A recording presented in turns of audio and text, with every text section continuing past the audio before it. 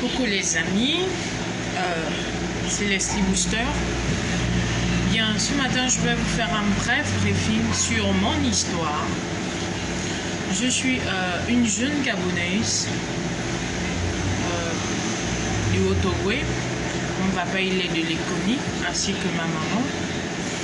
Bien, je suis une jeune fille née dans une famille normale, des personnes normaux. Bien, jusqu'à ce que j'ai eu l'âge de 10 ans, j'ai commencé à avoir des boutons qui se développaient sur mon visage, mais comme de l'acné. Et puis, pour moi, pour maman, on pensait que c'était normal. Au fil du temps, ça prenait de l'ampleur. Au fil du temps, mes parents se sont battus pour savoir ce qui n'allait pas, pour savoir de quoi est-ce qu'il s'agissait. Ma maman avait même pour habitude souvent de couper les boutons avec de la lame.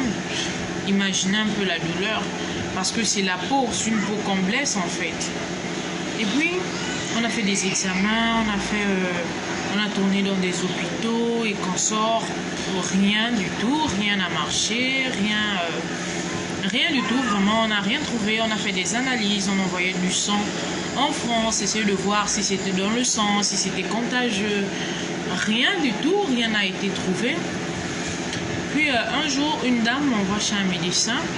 Et quand j'arrive chez le médecin me dit ma fille, je ne peux rien pour toi. De la même façon dont un homme, dont un maître enseigne la leçon et que l'élève ne comprend pas, il a mal et puis il s'est dit que mais à quoi sert bon d'être enseignant si à chaque fois les élèves ne comprennent pas, et il a envie de tout arrêter.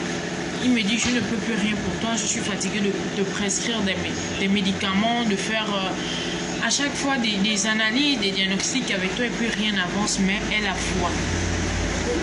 Et quand il m'a dit cela, ça m'a refroidi, j'ai pleuré.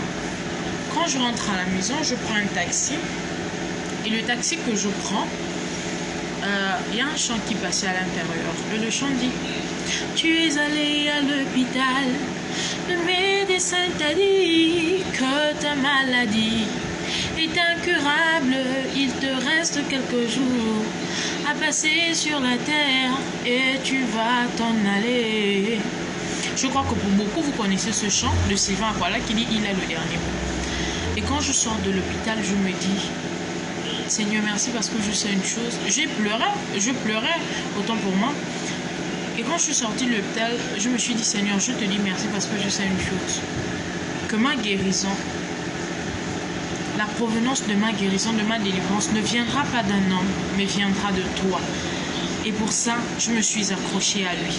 Pour ça, je me suis donnée tout entièrement à lui. Ce qui fait qu'aujourd'hui, j'ai pu m'assumer. Ce qui fait qu'aujourd'hui, je suis la Leslie Booster. Booster dans le sens où j'ai envie de booster les gens par mon témoignage en disant que ne te dis pas que ce que tu crois être terminé est terminé. Non, c'est pas encore fini. Ce que tu crois être fini n'est que le début du commencement de ta gloire. Alors toi aussi, sois un booster.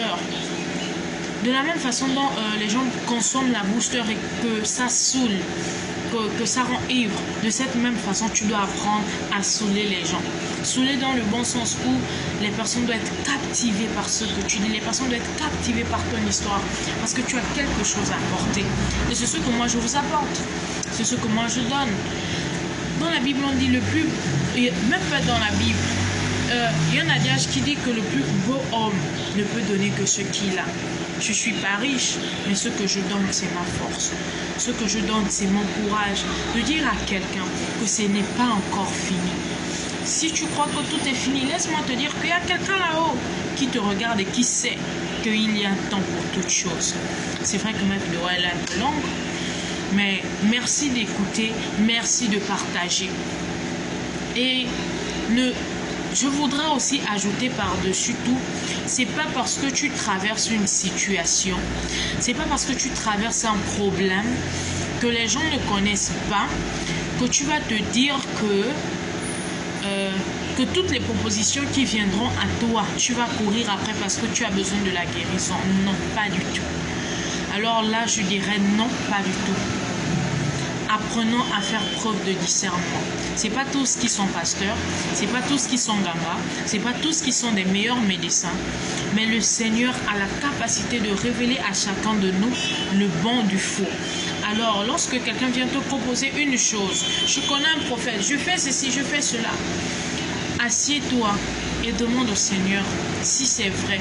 Confirme-moi par ta parole. Si c'est vrai, confirme-moi. Mais ne t'aventure pas parce que tu as besoin de guérison, parce que tu as besoin de délivrance. Non. Sois ce booster. Soyons une génération qui va booster. Soyons de ceux-là. En fait, lorsque nous partirons, lorsque nous ne serons plus, mais nous laisserons nos marques derrière. C'est ça la génération booster.